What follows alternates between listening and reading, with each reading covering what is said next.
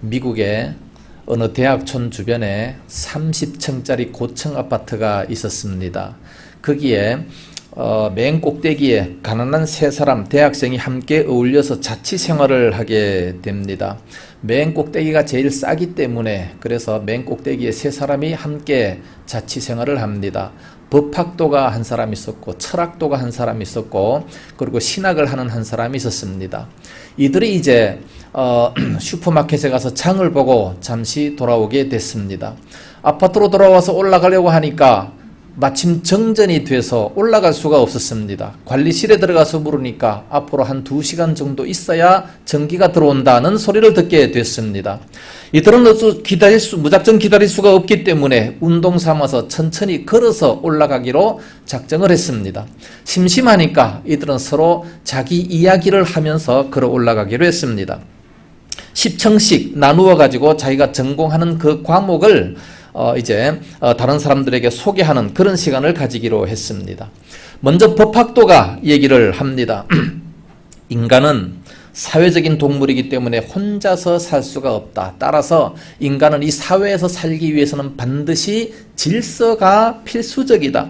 이 세상에 질서가 없다고 한번 생각을 해보라. 얼마나 혼란스럽겠나. 그러니까 질서를 잡아주는 법이 얼마나 중요한가. 그러면서 이 법학도가 자기의 전공하는 것이 대단히 중요하다고 말을 했습니다. 그 다음 차례 철학도가 얘기를 합니다. 인생이란 무엇인가? 인생이 어디에서 왔다가 어디로 가는가?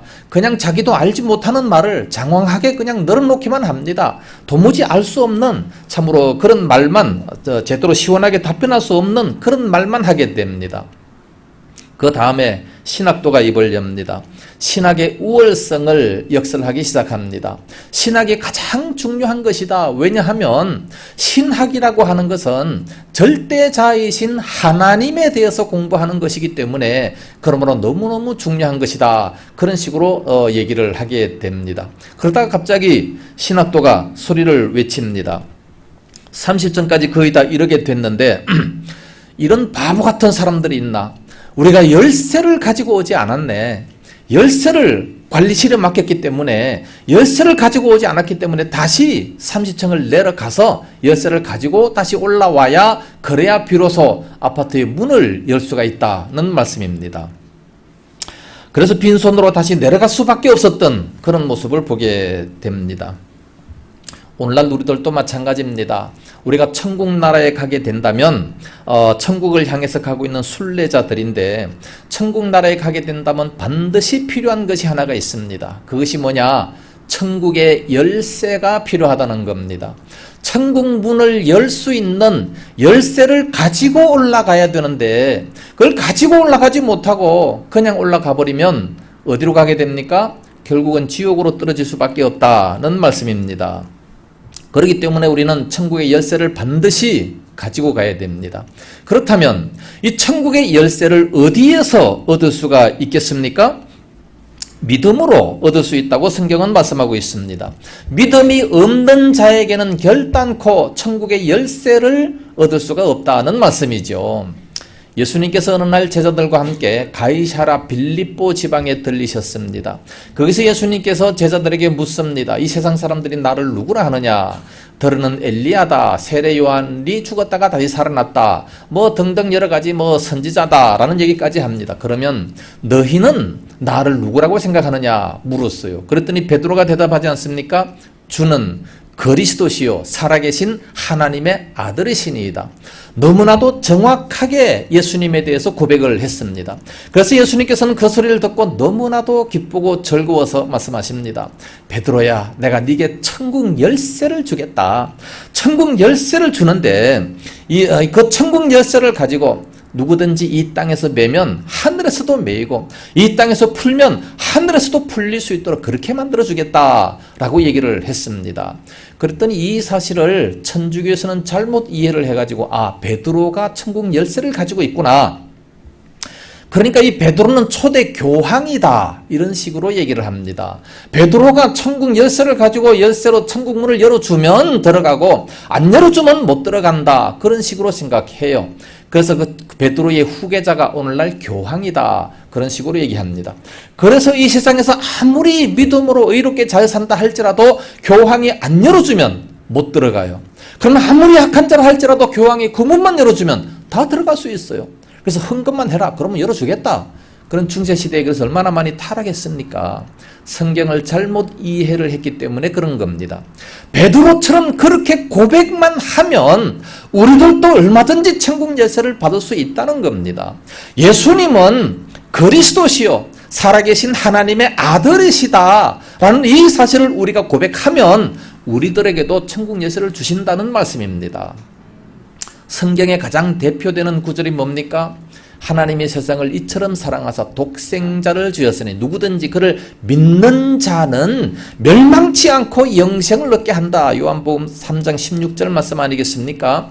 누구든지 그를 믿기만 하면 천국의 열쇠를 받아서 영생, 영원토록 거기서 산다 하는 것을 말씀하고 있습니다. 그러니까 베드로에게만 주시는 것이 아니라 오늘날 그렇게 고백하는 베드로와 똑같은 신앙을 가진 우리들에게도 똑같이 천국의 열쇠를 주신다는 말씀입니다. 할렐루야. 오늘 예수 믿는 사람들은 누구든지 영원한 생명이 주어지게 됩니다. 천국의 열쇠가 주어지게 됩니다. 그러나 믿지 않는 사람들은 천국의 열쇠를 주어지지 않습니다. 그렇기 때문에 하나님을 기쁘시게 할 수가 없는 것이죠. 그래서 우리들은 믿음이 절대적입니다. 믿음이 정말로 중요한 겁니다. 믿음이 없이는 누구든지 주님을 기쁘시게 할 수 없다라고 말씀하고 있습니다. 오늘 본문의 에녹의 삶을 통해서도 그 사실을 다시 한번 깨닫기를 예수님 이름으로 축복합니다. 히브리서 기자는 오늘 본문을 통해서 에녹의 믿음을 세 가지로 말씀해주고 있습니다. 5절에 보면 먼저 죽음을 보지 않고 천국에 올라갔다라고 말씀하고 후반절에서는 그러기 때문에 하나님을 기쁘시게 하는 자였다라는 것을 말씀합니다. 그러면서 6절에서는 왜 그렇게 될 수 있었느냐? 믿음이 있었기 때문이다라는 것을 말씀합니다. 이것을 우리는 거꾸로 생각해야 됩니다. 믿음이 있었기 때문에 그러므로 하나님을 기쁘시게 했고 하나님께서 기뻐하시니까 그러므로 그는 죽음을 보지 않고 하늘로 올라갔다, 승천했다. 그렇게 봐야 되는 겁니다. 믿음이 있어야 되는 거죠. 차례대로 한 가지씩 살펴보겠습니다. 첫 번째로 에녹은 죽음을 보지 않고 하늘나라로 옮긴 자입니다. 5절 상반절에 보면 믿음으로 에녹은 죽음을 보지 않고 옮겨졌으니 하나님이 그를 옮기심으로 다시 보이지 아니하였느니라 그랬습니다. 하나님께서 에녹을 천국으로 옮기셨기 때문에 그러므로 이 세상에 다시 보이지 않았다라고 말씀하고 있습니다. 우리가 어떤 사람의 그 이름을 대할 때에 어떤 머리에 연상이 되는 것이 있습니다. 예를 든다면 미국의 16대 대통령 아브라함 링컨, 그러면 뭐가 생각납니까? 아, 노예 해방한 사람이다. 그렇게 우리는 이해가 됩니다. 이 성경에 나오는 인물들도 마찬가지입니다. 서대반 집사님, 그럼 뭐가 생각납니까? 아, 돌에 맞아 순교했던 집사님인데 그러면서도 그 얼굴이 천사와 같았다라는 것이 연상이 되지 않습니까? 예레미야 선지자, 그러면 눈물의 선지자, 이렇게 연상이 되게 됩니다. 그렇다면 오늘 본문에 이 에녹이라고 하는 사람은 에녹, 그러면 뭐가 연상이 됩니까? 아, 그는 죽지 않고 그냥 살아있는 상태로 하늘로 올라간 그런 사람이다라는 것이 바로 생각이 나지 않습니까? 죽지 않고 살아서 하늘나라로 올라간 사람 세상에 어디 있습니까? 이 에녹밖에. 창세기 5장에 보면 이 아담 자손의 계보가 나옵니다. 거기 보면 이 계보가 일정한 양식에 의해서 기록이 되는데 이 사람은 몇 살까지 살다가 몇 살에 죽었다. 또 누구누구는 어느 정도 살다가 몇 살에 죽었다. 이런 식으로 다 나오는데 그런데 에녹은 그렇지 않습니다. 에녹만큼은 예외예요. 창세기 5장 24절 말씀 보면 에녹이 하나님과 동행하더니 하나님이 그를 데려가심으로 세상에 다시 있지 아니하더라 라고 말씀하고 있습니다. 하나님이 그를 데려가셨기 때문에 이 세상에 없어요. 살아있는 채로 그냥 데려가시는 겁니다. 어찌 그런 일이? 놀라운 역사죠. 참 이런 일이 어떻게 있게 되겠습니까? 죽음을 보지 않고 그냥 하늘나라로 올라갔다는 겁니다. 이런 게 성경에 또 한 사람이 있죠. 누굽니까? 엘리야입니다. 엘리야도 죽음을 보지 않고 그냥 하늘나라로 승천을 했습니다. 열왕기하 2장에 나오는 내용인데 엘리야가 그의 제자 엘리사와 함께 길을 걷고 있었습니다. 그때 갑자기 하늘에서 불말과 불수레가 내려오더니 회리바람으로 그 제자 사이를 갈라놨어요. 그러더니 엘리야 스승님을 회리바람으로 불수레를 타고 하늘로 딱 승천을 해버리고 마는 겁니다. 그랬더니 그 요단강 맞은편에 있던 그 모습을 보던 선지 생도들이 그 모습을 보고 하나님께서 우리 선생님 엘리야를 데리고 가다가 회리바람으로 올리더니 어디에다가 내팽개쳤다, 반드시 죽었다, 그러면서 그 시체를 찾으러 좀 가자는 거예요. 엘리사가 그러지 마라, 하나님께로부터 이렇게 승천한 거다, 아무리 얘기를 했음에도 불구하고 안 믿어요. 제발 좀 그 시체를 찾게 해주십시오. 그래, 그럼 가봐라. 그래서 용사 50명을 데리고 가서 3일 동안 찾았어요. 3일 동안 아무리 찾아도 찾을 수가 없었습니다. 그때서 비로소 하나님께서 데리고 가셨구나, 승천하셨구나 라는 사실을 믿게 됐다는 겁니다. 이와 같이 사람이 하늘로 살아서 승천한다라는 것을 믿을 사람이 세상에 아무도 없는 겁니다. 선지 생도들도 도무지 못 믿었어요. 그러나 분명히 하나님께서는 이 에녹과 그리고 이 엘리야를 그렇게 살아있는 채로 하늘로 승천했다라고 말씀하고 있습니다. 오늘날 우리들도 마찬가지예요. 믿음만 있다면 얼마든지 그렇게 될 수 있습니다. 우리 예수님께서 재림하실 때에 얼마든지 우리들도 살아있는 그 상태로 하늘나라로 이렇게 승천하게 될 겁니다. 들리워 이렇게 올라가게 될 거라는 말씀입니다. 오늘 본문이 우리들에게 뭐를 말씀하고 있는 겁니까? 본문의 첫 시작에 보면 믿음으로 라는 단어로 시작을 하고 있습니다. 믿음으로 사는 사람에게는 더 이상 사망이 왕노릇할 수 없다는 것을 말씀하고 있습니다. 우리는 그래서 더 이상 사망에 매여서 종노릇할 필요가 없다는 말씀이죠. 세상의 모든 사람들은 사망의 종노릇합니다. 죽인다 그러면 다 벌벌 떨면서 모든 말에 다 순종을 해버리고 말아요. 죽인다라고만 한다면, 내가 죽는다라고 한다면 모든 것을 다 포기하지 않습니까? 그러나 우리는 그 사망에 종노릇할 필요가 없습니다. 왜냐하면 우리는 영원히 살 수 있기 때문에 그런 겁니다. 요한복음 11장 25절 말씀 보면 나는 부활이요 생명이니 나를 믿는 자는 죽어도 살겠고 무릇 살아서 나를 믿는 자는 영원히 죽지 아니하리니 네가 이것을 믿느냐? 라고 말씀했습니다. 믿습니까? 우리가 예수님을 믿으면 안 죽는다는 거예요. 물론 육신적인 죽음은 잠시 있을 수가 있죠. 잠시 육신적인 죽음은 있지만 이것은 뭐를 뜻해요? 하나님 앞으로 가는, 우리 영혼이 하나님께로 가는 관문입니다. 하나님께로 가기 위해서는 어쩔 수 없이 육신은 죽어야 된다는 말씀입니다. 무릇 살아서 나를 믿는 자는 영원히 죽지 아니하리라 그랬습니다. 살아서 우리들의 영혼이 산다라고 한다면 그 영혼은 영원히 죽지 않는다라고 말씀하고 있습니다. 어떻게? 믿음으로. 믿음만 있으면 얼마든지 그렇게 된다는 것을 말씀하고 있습니다. 그리고 예수님께서 구름 가운데 영광스럽게 이 땅에 재림하신다면 얼마든지 살아있는 가운데에 우리가 들림을 받을 수 있다는 것을 말씀하고 있습니다. 그래서 이와 같이 믿음만 있다면 죽음을 보지 않고 올라갈 수가 있습니다. 에녹이 믿음으로 그렇게 했다라고 말씀하고 있어요. 오늘날 우리들도 믿음만 있으면 죽음을 보지 않고 얼마든지 주님 앞에 갈 수가 있다는 것을 말씀합니다.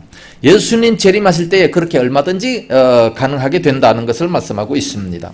우리들에게 이와 같은 에녹의 믿음이 있기를 예수님 이름으로 축복합니다. 두 번째로 에녹은 하나님을 기쁘시게 하는 자였습니다. 5절 하반절 말씀 보면 그는 옮겨지기 전에 하나님을 기쁘시게 하는 자라 하는 증거를 받았느니라 그랬습니다. 하나님을 기쁘시게 했으니까 그러므로 말미암아 이렇게 하늘나라로 올리었다라고 말씀하고 있는 거죠. 그래서 옮겨지기 전에 하나님을 기쁘시게 했다라고 말씀합니다. 사람의 제1되는 목적이 뭡니까? 소요리 문답 제1번입니다. 거기 보면 이렇게 기록되어 있습니다. 하나님을 영화롭게 하는 것과 하나님을 영원토록 기쁘게 영원토록 즐거워하는 것이다. 그렇게 말씀했습니다. 하나님을 영화롭게 그리고 하나님을 즐거워하는 것이다 라고 말씀하고 있습니다. 에녹은 이와 같이 사람의 제1되는 목적을 달성한 사람입니다. 그래서 에녹은 하나님을 기쁘시게 했고 하나님을 영화롭게 했다는 말씀입니다. 사람이 사람을 기쁘게 하는 것도 사실 쉽지 않습니다. 사람이 사람을 기쁘게 할 때에 서로 사랑하면서 결혼까지 한다 할지라도 좀 살다가 보면 서로 마음이 맞지 않아 가지고 이혼을 하게 되고 쳐다보는 것만 해도 지긋지긋한 그런 모습들이 인간 사이에는 있습니다. 참으로 남편이 아내를 그렇게 사랑하고 아내가 남편을 그렇게 기쁘게 하는 거 사실 쉽지 않은 겁니다. 희생하지 않고는 쉽지 않습니다. 근데 에녹은 하나님을 기쁘시게 했다. 어떻게 하나님을 기쁘시게 할 수 있습니까? 믿음으로. 믿음만 있으면 얼마든지 하나님을 기쁘시게 할 수 있다는 말씀입니다. 이 믿음으로 말미암아 세상도 이길 수 있다고 말씀하고 있습니다. 요한일서 5장 4절 말씀 보면 세상을 이긴 이김은 이것이니 우리의 믿음이니라 그랬습니다. 믿음으로 말미암아 세상도 얼마든지 이길 수 있어요. 세상에서 우리가 힘들고 어렵고 낙심하고 참 불평하고 세상에서 내 뜻대로 안 된다 그래서 자살하는 사람들 많이 있지만 우리는 이 세상을 이기며 살아가는 자입니다. 얼마든지 세상을 이기며 살아갈 수 있어요. 어떻게? 믿음으로. 하나님을 믿는 믿음만 있으면 얼마든지 이길 수 있다는 것을 말씀하고 있습니다. 이와 같이 사람이 누구를 기쁘게 한다는 것은 참 힘듭니다. 사람이 사람을 기쁘게 한다는 것도 어떨 때 보면 상대적일 수가 있습니다. 나는 그 사람을 기쁘게 한다라고 생각했는데 그 사람은 오히려 귀찮게 여길 수도 있는 거예요. 나는 저 사람을 기쁘게 하기 위해서 자꾸만 가까이 다가가요. 그런데 그 사람은 자꾸만 나를 피하는 겁니다. 귀찮으니까. 이것은 영적인 견지에서도 마찬가지입니다. 하나님을 기쁘시게 한다라고 말은 하지만 그러나 그 행위를 보면 전혀 아닌 그런 경우들이 많습니다. 예수님 당시에 누가 그랬습니까? 서기관과 바리새인들이 그랬습니다. 그들은 열심히 구제도 했습니다. 열심히 기도도 합니다. 금식도 합니다. 그러면서 이렇게 하면 하나님을 기쁘시게 한다고 생각을 하고 있었어요. 그러나 예수님께서 뭐라고 말씀하십니까? 화 있을진저 서기관과 바리새인들이요 하나도 기뻐하지 않았습니다. 아무리 그렇게도 기뻐하지 않았어요. 왜 그랬습니까? 믿음이 없는 행동이었기 때문에 그렇습니다. 그들은 예수님을 믿는 믿음이 아니고 자기 의의를 드러내기 위해서 그렇게 했다는 거죠. 그러니까 전혀 기뻐할 수가 없는 거지요. 그런데 에녹은 하나님을 기쁘시게 하는 자라 하는 증거를 얻었다. 하나님께서 인정을 해 주셨다는 말씀입니다. 하나님께서 에녹을 딱 쳐다볼 때에 에녹아 내가 너를 쳐다보기만 해도 참 기뻐. 그렇게 아마 말씀하실 거 아니겠습니까? 우리가 정말로 사랑하는 사람을 딱 쳐다보기만 해도 얼마나 기쁩니까? 얼굴에 그냥 미소가 저절로 나오죠. 그래서 사랑하는 자녀라든지 뭐 손자라든지 그 어린아이가 잠자는 것만 봐도 얼굴에 미소가 싹 나오는 그런 모습을 보지 않습니까? 사랑을 하게 되면 진정으로 사랑을 하면 그렇게 된다는 말씀입니다. 그래서 에녹은 죽음을 맛보지 않고 하늘로 옮긴 그런 첫 번째로 하늘로 옮긴 그런 축복을 받은 사람입니다. 그렇다면 에녹이 어떻게 하나님을 기쁘시게 했습니까? 어떤 믿음을 가지고 있었길래 그렇게 하나님께서 기뻐하셨겠습니까? 창세기에는 아무리 읽어도 안 나옵니다. 그래서 단지 몇 살 동안 살고 동행하다가 그냥 죽었다. 그 소리밖에 없어요. 그런데 성경 맨 끝에 요한계시록 바로 전에 유다서에 보니까 나와 있습니다. 유다서 14절과 15절 말씀 보니까 이렇게 기록되어 있습니다. 아담의 7대 손 에녹이 이 사람들에 대하여도 예언하여 이르되 보라 주께서 그 수많은 거룩한 자와 함께 임하셨나니 이는 무사람을 심판하사 모든 경건하지 않은 자가 경건하지 않게 행한 모든 경건하지 않은 일과 또 경건하지 않은 죄인들이 주를 거스려 한 모든 완악한 말로 말미암아 그들을 정죄하려 하심이라 하였느니라 그랬습니다. 무슨 말이에요? 굉장히 어려운 말입니다.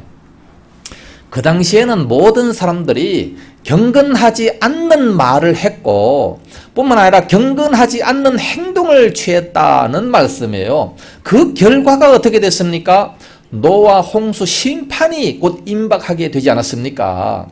그 당시에 얼마나 많은 사람들이 경건하지 않은 말을 했고 강팍한 말을 했어요.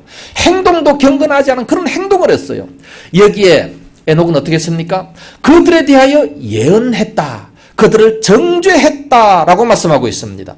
세상이 전부 다 그런 식으로 죄악으로 다 돌아가는데 혼자만 따로 구별돼서 경건하게 그리고 그들에 대해서 예언하면서 정죄를 했다라는 말씀이에요.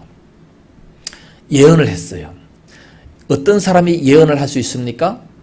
하나님의 말씀을 듣지 않고서는 절대로 예언을 할 수가 없습니다. 하나님 말씀을 먼저 들어서 내가 그 믿음이 생기면 그때서 이제 예언을 하게 되는 거죠. 예언이란 것이 뭡니까? 하나님의 말씀을 전하는 것이 바로 예언입니다. 과거와 미래를 총 비롯해서 하나님의 말씀을 전한다. 이게 바로 예언입니다. 그러므로 하나님의 말씀을 우리가 전에 들었으면 믿음이 생겨서 그 믿음을 가지고 우리도 전해야 되는 거죠. 에녹은 바로 그런 사람이었습니다. 예언했던 사람이다. 그 강팍한 그 시대에 경건하지 않았던 모든 말들도 많았고 경건하지 않는 그 모든 행동들이 온 문화, 온 세상을 다 이렇게 휩쓸고 있었습니다. 그래서 노아 홍수가 오지 않았습니까? 그때의 에녹만큼은 정말 경건하게 바로 살았다는 말씀입니다. 그러면서 그들에게 예언을 했다. 하나님의 음성을 들으면서 믿음이 생겨서 예언을 했다는 말씀입니다. 그래서 이 에녹은 아담의 7세 손이고 경건한 이 셋의 후손이었습니다. 똑같은 시대에 똑같은 그 아담의 7세 손으로서 불경건한 가인의 후예가 하나 있었습니다. 그게 바로 누구냐? 라멕이었습니다. 그 당시에 에녹은 경건하게 살았지만 똑같은 그 시대에 라멕이라고 하는 자는 경건하게 살지 못하고 불경건하게 살았습니다. 창세기 4장 23절과 24절에 보면 라멕이 이렇게 외치고 있습니다. 라멕이 아내들에게 이르되 아다와 실라여 내 소리를 들으라. 나의 상처를 인하여 내가 사람을 죽였고 나의 상함을 인하여 소년을 죽였도다. 가인을 위하여는 벌이 7배일진데 라멕을 위하여는 벌이 77배이리로다 하였더라 그랬습니다. 여기 보면 에녹과 똑같은 시대에 살던 사람이 라멕이었습니다. 라멕이 자기 아내에게 뭐라고 얘기합니까? 나의 상처로 인해서 내가 사람을 죽였다. 누가 싸웠던 모양이에요. 누가 싸워서 그 사람이 나에게 상처를 입혔어요. 상처를 입히니까 어떻게 해요? 가서 그냥 그 사람을 죽여버리는 겁니다. 내가 조금 상했어요. 마음이 상했다. 가서 또 그 사람도 죽여버렸어요. 얼마나 악한 시대입니까? 그런 시대에 이렇게 살았습니다. 그러면서 또 하나님을 조롱합니다. 가인을 위해서는 벌이 7배일지인데 라멕을 위해서는 벌이 77배일지로다. 조롱하는 말이에요. 하나님을 조롱하는, 하나님의 심판도 비웃고 있는 그런 모습입니다. 이 라멕에게 있어서는 세 아들이 있었습니다. 야발과 유발, 두발 가인 이렇게 세 사람입니다. 야발은 육축 치는 자의 조상이었습니다. 육축을 쳤기 때문에 물질적으로 아주 풍성한 그런 사람이었죠. 유발은 수금과 퉁소 잡는 자의 조상이었다 그랬습니다. 음악하는 사람이었기 때문에 그러므로 이 세상을 아주 재미있게 살았을 겁니다. 그리고 두발 가인은 동철로 각양 날카로운 기계를 만드는 사람이었습니다. 당시 기계 문명도 발달이 됐다는 것을 말씀해주고 있습니다. 그런데 문제는 그들은 바로 하나님을 떠난 이 죄악 가운데 사는 그런 삶을 살고 있었다는 거예요. 타락된 삶입니다. 그렇기 때문에 노아의 홍수가 오지 않았습니까? 이러한 때 에녹은 세상에 물들지 않았어요. 세상과 벗하지 않았습니다. 300년 동안이나 하나님과 동행하면서 살았다 말씀하고 있습니다. 그러니까 하나님께서 그를 기뻐하셨다라고 말씀하고 있습니다. 그렇게 타락된 시대에 모든 문화가 다 타락된 죄악된 그런 세상이지만 그럼에도 불구하고 에녹은 구별되게 믿음으로 살았다는 말씀입니다. 그러면서 그들에게 하나님의 말씀을 증거했다라고 말씀하고 있습니다. 그렇기 때문에 하나님께서 기뻐하시고 그렇기 때문에 그를 살아있는 채로 바로 데리고 가버리고 말았어요. 더 이상 놔뒀다가는 이 세상에 물들고 말겠다. 그래서 그냥 빨리 데려가버리고 마는 겁니다. 어느 주일학교 선생님께서 자기 반 아이들에게 물었습니다. 여러분, 선생님이 어떻게 해야 구원을 받을 수 있을까요? 물었어요. 선생님이 집도 팔고 차도 팔고 모든 것을 다 팔아서 헌금하면 구원을 받을 수 있겠습니까? 물었어요. 그랬더니 아이들이 아니요 라고 대답을 합니다. 그러니까 또 묻습니다. 그러면 선생님께서 구원을 받기 위해서 모든 일을 다 그만두고 교회 와서 유리창을 닦고 교회 와서 청소하고 그러면 구원을 받을 수 있겠습니까? 아니요 얘기합니다. 지금 선생님께서는 그 아이들에게 구원에 대해서 이제 설명을 하기 위해서 이 말을 하고 있는 겁니다. 그리고 또 묻습니다. 그러면 어떻게 해야 이 선생님이 구원을 받고 천국에 갈 수 있습니까? 그랬더니 어떤 아이가 저요 손을 번쩍 들어요. 그래 한번 말해보거라. 그랬더니 선생님께서 구원받아 천국에 가려면요 먼저 죽어야 돼요. 저 어떻게 보면 정말 엉뚱한 대답이었지만 사실 맞는 말 아니겠습니까? 육신적으로 먼저 죽어야 그래야 천국 간다는 것을 얘기하고 있는 겁니다. 우리는 이 죄악된 세상에서 우리의 육신의 삶은 죽어야 됩니다. 고린도전서 9장 24절 말씀 보면 사도 바울은 나는 날마다 죽노라 그랬어요. 육신의 생활은 세상에 속하지 말고 날마다 죽어져야 됩니다. 그래야 영혼이 살지요. 육신이 죽어야 영혼이 살 수 있습니다. 죄에 대해서 죽어야 의에 대해서 살 수가 있는 겁니다. 육신에 대해서 죽어야 영이 살 수 있다는 것을 말씀하고 있습니다.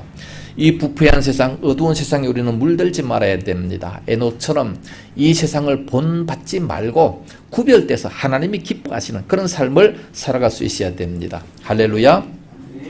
마지막 한 가지 더 본다면 세 번째로 5절 말씀 보면 에녹은 믿음을 가지고 있었습니다. 믿음의 사람이었습니다. 6절 믿음이 없이는 하나님을 기쁘시게 하지 못하나니 하나님께 나아가는 자는 반드시 그가 계신 것과 또한 그가 자기를 찾는 자들에게 상 주시는 이심을 믿어야 할지니라 그랬습니다. 믿음이 있는 사람이었습니다. 그래야 하나님을 기쁘시게 할 수 있습니다. 우리는 가진 것이 없어도 하나님을 기쁘시게 할 수가 있어요. 배운 것이 없어도 하나님을 기쁘시게 할 수 있어요. 우리가 인물이 못났다 할지라도 배경이 없다 할지라도 얼마든지 하나님을 기쁘시게 할 수 있습니다. 어떻게 해요? 믿음으로. 믿음만 있으면 얼마든지 기쁘시게 할 수 있는 겁니다. 그러나 그 반면에 아무리 얼굴이 잘생겼고 배경이 좋고 뭐 가진 것이 많다 할지라도 믿음이 없으면 결코 하나님을 기쁘시게 할 수 없다는 것을 말씀하고 있습니다. 에녹이 하나님을 기쁘시게 했기 때문에 그러므로 그는 죽음을 보지 않고 영화로운 천국으로 옮겨질 수가 있었습니다. 그렇다면 구체적으로 에녹은 어떤 믿음을 가지고 있었습니까? 믿음의 내용이 뭡니까? 본문에 보니까 두 가지로 요약을 합니다. 첫 번째로는 에녹은 하나님이 계신 것을 믿었습니다. 존재 자체를 믿었습니다. 두 번째로는 하나님께서 자기를 찾는 자들에게 상 주시는 이심을 믿었다. 그렇게 말씀하고 있습니다. 먼저 하나님께서 존재하시는 계시다라는 것을 믿어야 됩니다. 세상 사람들이 하나님이 계신 그 존재 자체를 안 믿기 때문에 그러므로 나쁜 짓도 하고 범죄하고 지 맘대로 막 살아가는 거 아니겠습니까? 하나님이 계셔서 불꽃 같은 눈으로 우리를 다 살펴보시고 심판하신다는 것을 우리가 믿는다면 어떻게 함부로 죄를 지을 수 있겠습니까? 어떻게 함부로 자기 맘대로 살아갈 수가 있겠습니까? 절대 그럴 수가 없는 거지요. 하나님은 분명히 살아계십니다. 하나님이 계신 것을 믿어야 된다고 말씀하고 있습니다. 그게 믿음이죠. 엘리베이터를 타면 과거에는 이 카메라가 없었어요. 몰래 카메라가 없었기 때문에 엘리베이터를 타면 사람들이 그 거울을 바라다보면서 뭐 그냥 콧구멍도 후비고 또 그냥 뭐 여드름도 짜고 뭐 별짓을 다 합니다. 그러나 그 몰래 카메라가 딱 있기 때문에 그것을 관리실에서 다 훤히 내다보고 있지 않습니까? 그래서 그 안에서 그냥 거룩한 채 하면서 그냥 똑바로 서 있기도 하고 또 멋쩍으니까 핸드폰만 보기도 하고 그러고 서 있습니다. 몰래 카메라가 있다는 것이 그렇게 사람을 다르게 만들어요. 하물며 전능하신 하나님께서 우리들을 불꽃 같은 눈으로 다 우리들의 모든 생각과 행위까지 다 살펴보시고 계신다면 우리가 어떻게 함부로 행동을 할 수가 있겠습니까? 절대로 함부로 살아갈 수가 없습니다. 하나님이 계신 것과 믿어야 됩니다. 그리고 자기를 찾는 자들에게 상 주시는 이심을 믿어야 할지니라 그랬습니다. 어떤 소년원에 정기적으로 예배를 인도하시는 목사님이 계십니다. 하루는 그 목사님께서 예배를 인도하시는 중에 어떤 낯익은 얼굴이 있어요. 가만히 보니까 그는 이제 소매치기를 하다가 붙잡혀가지고 이제 들어와서 복역이 다 끝나고 출소한 그런 소년인데 또다시 들어와 앉아 있는 거예요. 그래서 예배를 다 마치고 난 다음에 그를 붙잡고 물었습니다. 예, 너 왜 또 들어왔느냐 물었어요. 그랬더니 이 소년이 원망스럽다는 듯이 말을 합니다. 다 목사님 때문이에요. 깜짝 놀래가지고 아니 왜 나 때문에 다시 여기 들어왔느냐? 너 뭐 무슨 일 때문에 이렇게 나 때문에 들어왔는데 이게 도대체 무슨 말이냐 물었어요. 그랬더니 이렇게 얘기를 합니다.